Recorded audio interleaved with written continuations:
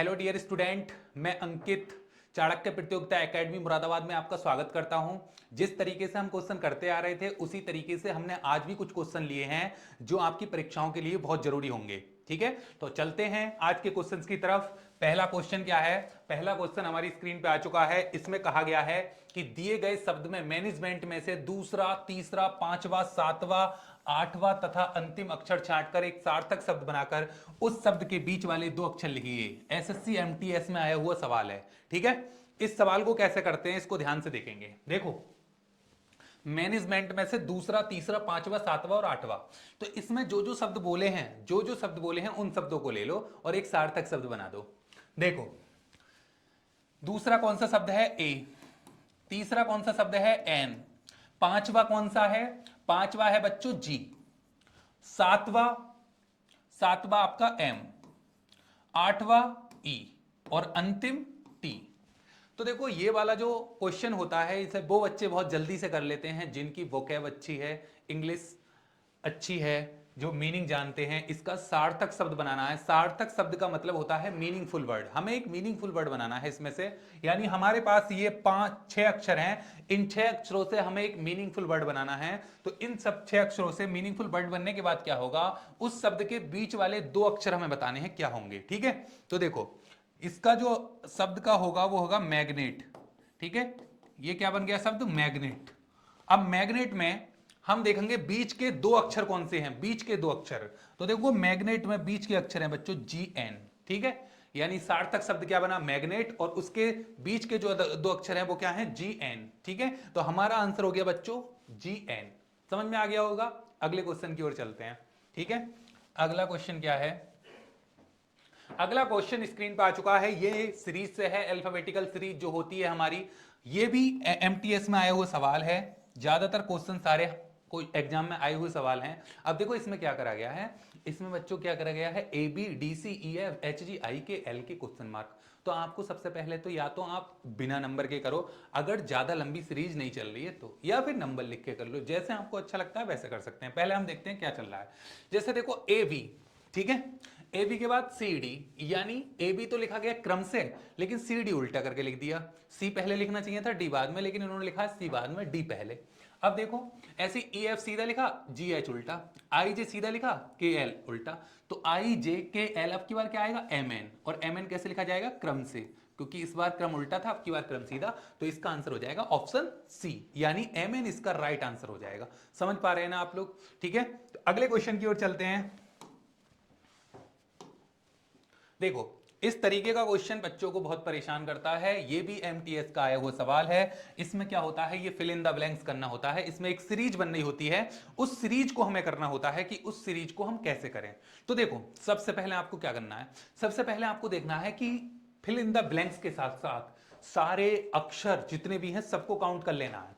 तो देखो, सबको काउंट करो। 1 2 3 4 5 6 7 8 9 10 11 12 13 14 15।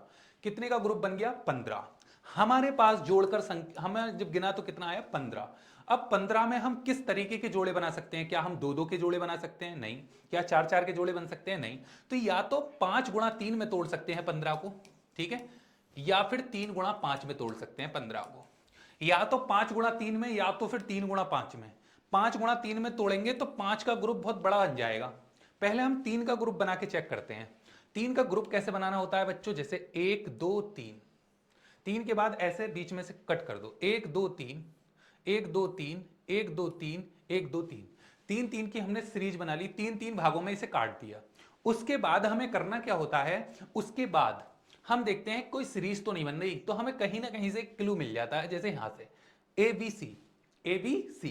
तो अगर हम इसमें फिल इन द ब्लैंक्स में पहले वाले में यहां पर सी भर दें, तो देखो एबीसी एबीसी। अब हमें आगे सोचने की जरूरत नहीं है, आगे की सीरीज अपने आप क्लियर हो गई। इसमें क्या चल रहा है? ABC ABC ABC. ठीक है, तो यहां पर भी बच्चों क्या आएगा? यहां पर आएगा ए, यहां पर ए और यहां पर बी।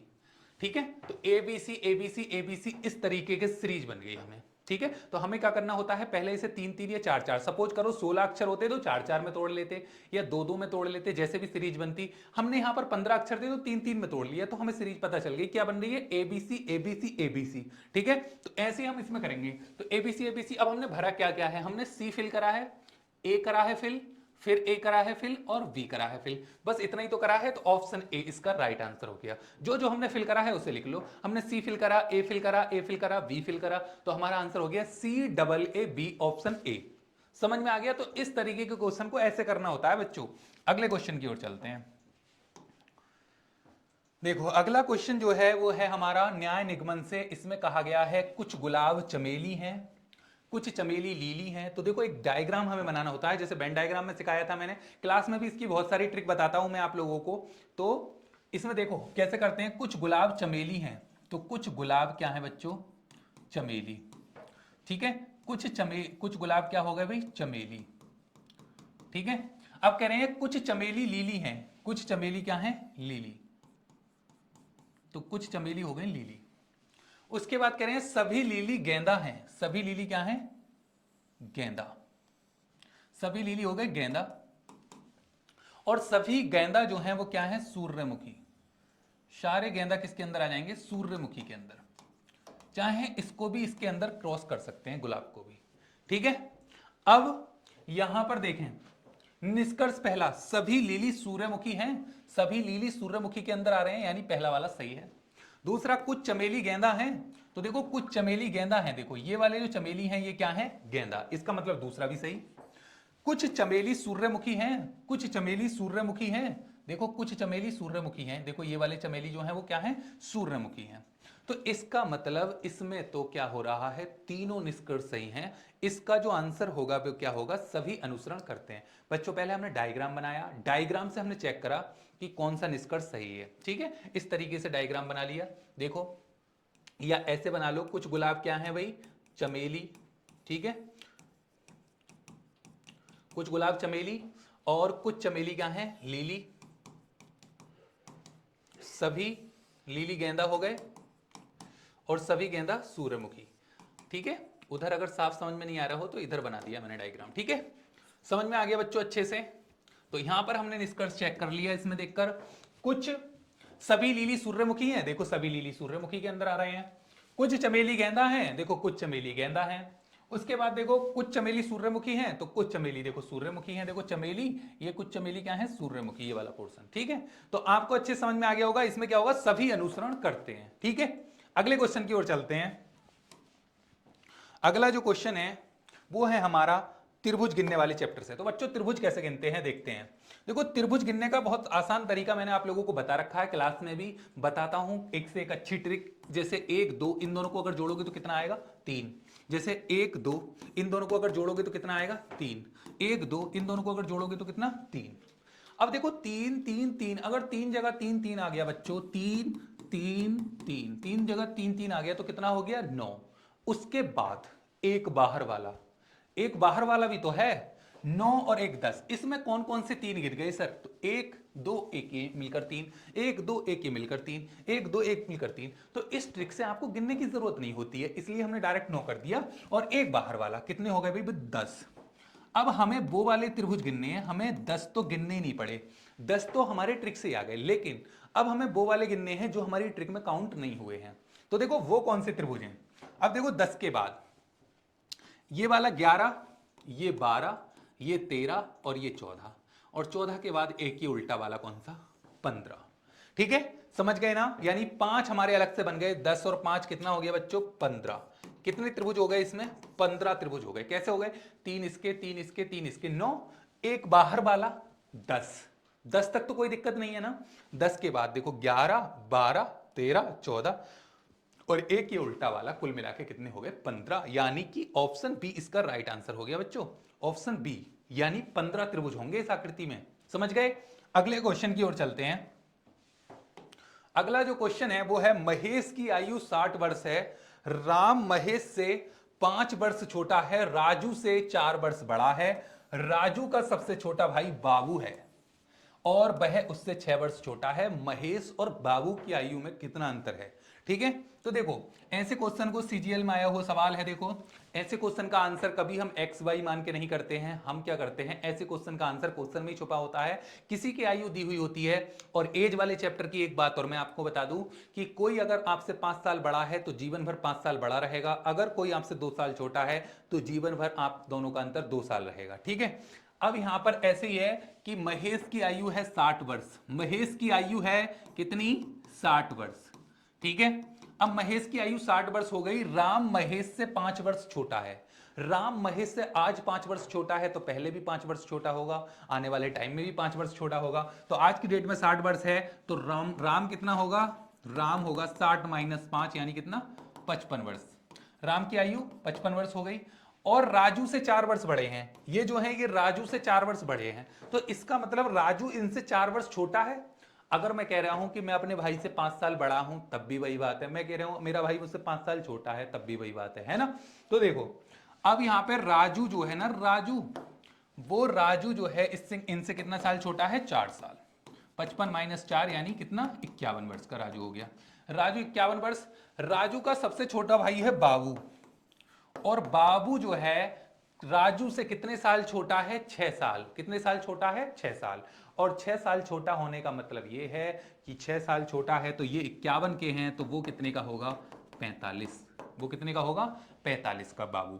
तो हमसे तो महेश और बाबू की आयु का अंतर पूछा है, तो महेश और बाबू की आयु का अंतर कैसे निकाल दोगे बच्चों, महेश और बाबू की आयु का अंतर ऐसे निकाल दोगे कि महेश की आयु कितनी है, महेश की आयु तो है 51, लेकिन बाबू की आयु कितनी है, सॉरी महेश की आयु कितनी है, 60, ठीक है। महेश की आयु है 60 और बाबू की है 45, बाबू की है 45 और 60 में से 45 घटाओगे तो कितना, 15 वर्ष, ठीक है। बाबू की आयु है 45, महेश की आयु है 60 और 60 और 45 का अंतर कितना हो गया बच्चों, 15। तो देखो 15 वर्ष इसका अंतर निकालना था हमें, महेश और बाबू की आयु का अंतर ही पूछा था, तो इसका आंसर हो गया बच्चों 15 वर्ष। समझ में आ गया होगा। अगले क्वेश्चन की ओर चलते हैं। अगला जो क्वेश्चन है वो क्या है, अगले क्वेश्चन की एक बेहतरीन सीरीज दी हुई है यहां पर, इसको हमें बताना है कि इसमें क्या है। देखो ये जो सीरीज वाला चैप्टर होता है इसकी बहुत सारी ट्रिक्स भी होती हैं कि नंबर तेजी से बढ़ रहे हैं तो ऐसे करें, ग्रुप सीरीज भी होती है कि पीछे के 2 नंबर जोड़ के लिखा जाता है, कई प्रकार की होती हैं। लेकिन ये चैप्टर बच्चों आता कहां से है, आपको अच्छे से जितना ज्यादा प्रैक्टिस आप करते हैं इन क्वेश्चन की उतनी ही जल्दी आपको लॉजिक पकड़ने में सहायता मिलती है। लेकिन अगर आप एकदम से न्यू करते हैं एकदम से तो आपको कठिनाई आती है। तो जितना ज्यादा प्रैक्टिस कर सकते हैं ऐसे क्वेश्चनों की उतनी ज्यादा प्रैक्टिस करनी चाहिए। अब देखो इसमें कुछ भी सीरीज चल जाती है, जैसे 0 2 4 6 60 24, 46 0 2 24 60। अब बहुत से बच्चे इसमें प्लस माइनस करने लग जाते हैं, लेकिन बाद में पता चलता है कि इसमें प्लस माइनस का कोई लॉजिक नहीं चल जाता। कैसे पता चलता है, देखो इसमें भी वही डिजिट है और इसमें भी वही डिजिट है, तो जब दोनों में सेम डिजिट है तो आप समझ जाना कि इसमें डिजिट का ही कुछ आगे पीछे कर रहे होंगे। क्या कर रहे होंगे, जैसे इसमें और इसमें क्या फर्क पड़ गया, ये जो पीछे का 6 था ये आगे आ गया, बाकी सब नंबरों को सीरियल से उतार दिया 0 2 4। अब इससे अगली सीरीज लाने के लिए क्या करा कि पीछे का जो 4 था वो सबसे पहले ले आए और बाकी नंबर को सीरीज से लिख दिया 6 0 2। अब इससे अगला नंबर लाने के लिए क्या करा कि 2 को सबसे पहले ले आए और फिर इन वाले नंबरों को क्रम से लिख दिया 4 6 0, यानी पिछले नंबर को सामने ला रहे हैं और बाकी नंबरों को सीरियल से उतार रहे हैं। तो हम भी ऐसे करेंगे, हमारे में सबसे पिछला नंबर है 0 और 0 के बाद 6 4 2 मत कर देना वरना गलत हो जाएगा। सारी डिजिट में पीछे के जो आगे के नंबर हैं उनको सीरियल से लिखा गया है 2 4 6, तो 0 2 4 6 इसका राइट जवाब हो जाएगा, यानी ऑप्शन नंबर डी। समझ में आ गया। पिछले नंबर को 6 कर दिया, फिर 0 2 4 ऐसे उतार दिया, फिर 4 कर दिया, फिर 6 0 2 ऐसे कर दिया, फिर 2 कर दिया, फिर 4 6 0 ऐसे कर दिया। समझ गए ना अच्छे से। अब देखो अगले क्वेश्चन, अगला क्वेश्चन है कि प्रताप को ये लिखा गया तो शक्ति को क्या लिखा जाएगा। ये कोडिंग रिकॉर्डिंग से क्वेश्चन आ गया आपका। तो देखो ऐसे क्वेश्चन को किस तरीके से करते हैं, ध्यान से समझेंगे जरा।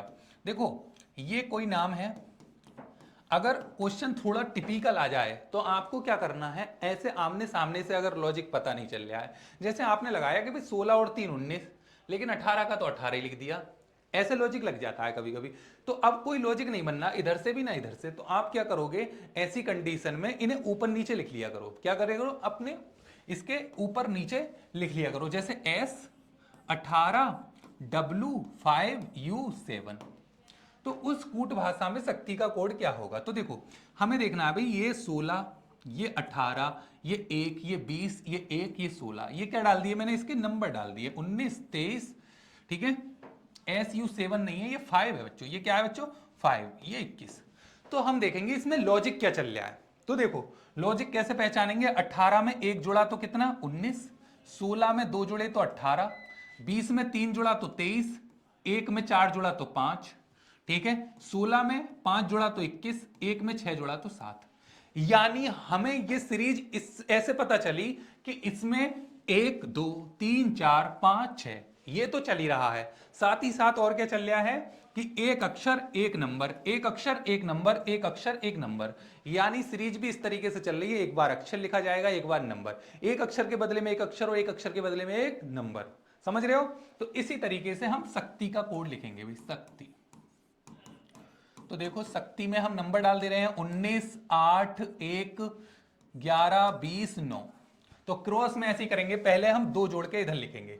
तो 8 में अगर 2 जोड़ेंगे, देखो 16 में 1 जोड़ा, 19 में 1 जोड़ोगे 20, 20 आ जाएगा इधर की साइड।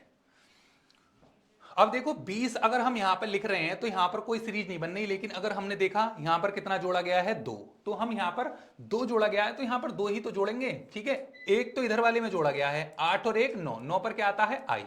तो पहले का तो इन्होंने भी अक्षर लिखा है तो हमने भी अक्षर लिख दिया। अब दूसरे का देखो 19 और 2 21, 21 का तो नंबर लिखा जाएगा, एक अक्षर एक नंबर है ना। अब देखो इधर वाले में क्या जुड़ेगा, 11 और 1 12, 12 पर क्या आएगा, देखो एक बार फिर से बता रहा हूं, देखो 19 में कितना जुड़ा 2, 21 हो गया, 8 में कितना जुड़ा 9, 9 पर आ गया आई, ठीक है। अब 11 में 1 जुड़ेगा तो 12, 12 पर एल, 1 नहीं जुड़ेगा, यहां पर कितना जुड़ेगा बच्चों, 1 2 के बाद कितना जुड़ेगा 3 जुड़ेगा, 11 में 3 जुड़ेगा 14, 14 पर एन। अब 1 में 4 जुड़ेगा 5, तो 5 का तो 5 ही लिखा जाएगा, ठीक है, 5 का तो 5 ही लिखा जाएगा। तो यहीं से आपको पता चल गया होगा कौन सा नंबर आने वाला है, ये वाला, ये आई है बच्चों। ये क्या है पहले नंबर पे, आई, आई 21 एन 5 एन 2 0। देखो अब क्या होगा, अब यहां पर कितना जुड़ेगा भाई 5, और यहां पर कितना जुड़ेगा 6, तो 9 में 5 जुड़ेगा 14, 14 पर देखो क्या आएगा, देखो ये 5 है, 14 पर क्या आएगा एन, ठीक है, और 20 और 6 26, 26 पे आएगा जेड, तो जेड का नंबर लिख दिया 26। तो हमारा जो आंसर हो गया वो ऑप्शन डी, यानी एक अक्षर एक नंबर, एक अक्षर एक नंबर। देखो 19 में 2 जोड़ा 21, 8 में 1 जोड़ा 9, 9 का नंबर नहीं लिखा जाएगा, अक्षर लिखा जाएगा आई। अब 1 में 4 जोड़ा 5, 11 में 3 जोड़ा 14, 14 पर एन। देखो 1 2 3 4 5 6 इस क्रम में जुड़ते जा रहे हैं, और एक अक्षर एक नंबर।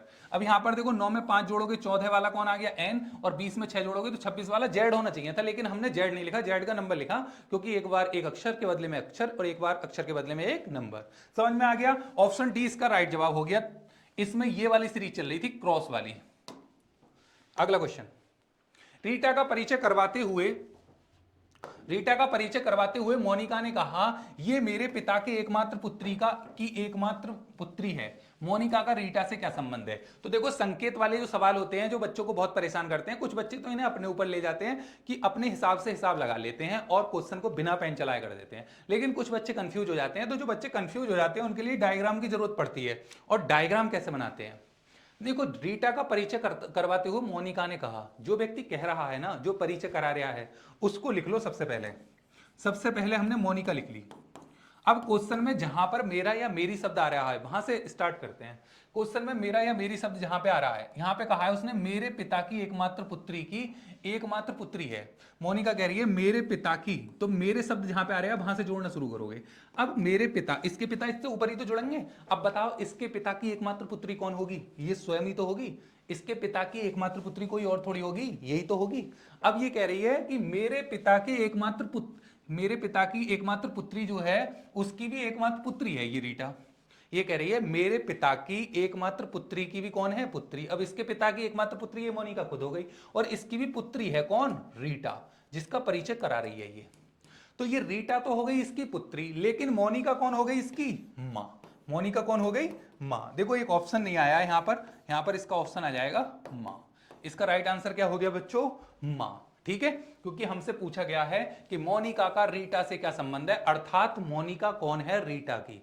तो देखो इन्होंने कहा है, मोनिका ने, ये मेरे पिता की एकमात्र पुत्री की एकमात्र पुत्री है, तो मोनिका के पिता की एकमात्र पुत्री मोनिका खुद हो गई और उसकी पुत्री मोनिका की पुत्री हो गई, और जब मोनिका की पुत्री हो गई रीटा, तो मोनिका कौन हो गई, इसकी मां। तो इसका आंसर हो गया बच्चों मां। अगला क्वेश्चन है रैंकिंग वाले चैप्टर से। अगला क्वेश्चन रैंकिंग वाले चैप्टर से है, किसी पंक्ति में ए का आगे से 18वां स्थान है जबकि बी का पीछे से 16वां स्थान है। तो देखो ये है पंक्ति का दायां सिरा यानी कि राइट, ये है पंक्ति का बायां सिरा यानी कि लेफ्ट।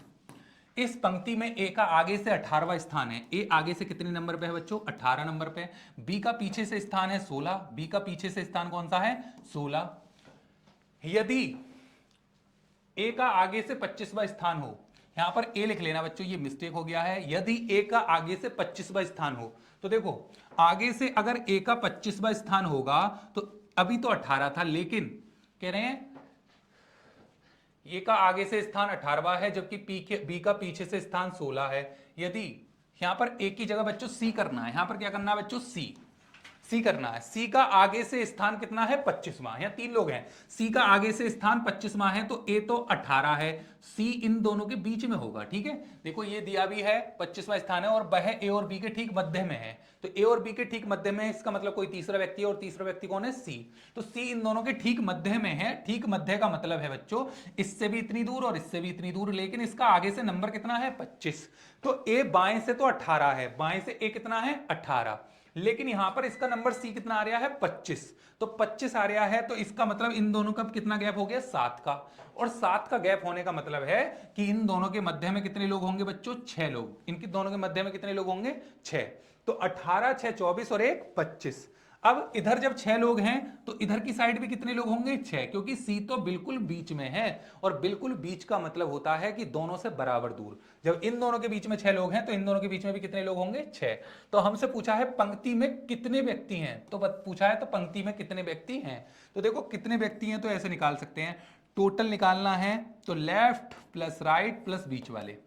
अब लेफ्ट प्लस राइट प्लस बीच वाले का मतलब है लेफ्ट से वैल्यू ए की कितनी, 18, राइट से बी की कितनी, 16, और बीच में कितने लोग आ गए, बीच में देखो कितने लोग आ गए, ये 6 लोग हैं, 6 लोग ये हैं 12 और 1 सी। देखो 6 ये वाले 12 और 1 सी, तो 12 और 1 13, कितने लोग हैं बीच में, 13। तो देखो 13 लोग। तो टी बराबर 18 18 36 होते हैं, लेकिन 18 और 16 कितने, 34, 34 और 13 कितना हो गया बच्चों, 46। तो टोटल कितना आ गया, 46। ऑप्शन बी 46 इसका आंसर हो गया। समझ में आ गई बात, क्योंकि सी बिल्कुल बीच में बैठा है। जब ये 18 है ये 25 है, तो दूरी कितनी हुई, 7 की। 7 की दूरी का मतलब है इन दोनों के बीच में कितने लोग होंगे, 6। और जब इन दोनों के बीच में 6 लोग होंगे तो इन दोनों के बीच में भी 6 लोग होंगे, क्योंकि दोनों से बराबर दूर होगा जब बिल्कुल बीच में है। तो अब हमने टोटल कैसे निकाला, 18 ये वाले 16 ये वाले, लेफ्ट राइट जोड़ लिया, बीच में कितने हैं भाई, 6 और 6 12 और 1 13। तो 18 और 16 34, 34 और 13 कितना हो गया, 34। देखो 18 और 16 34, 34 और 13 47 हो जाएगा बच्चों, कितना हो जाएगा, 47। ठीक है, तो इसका आंसर 47 हो जाएगा, 46 ना हो गया 47।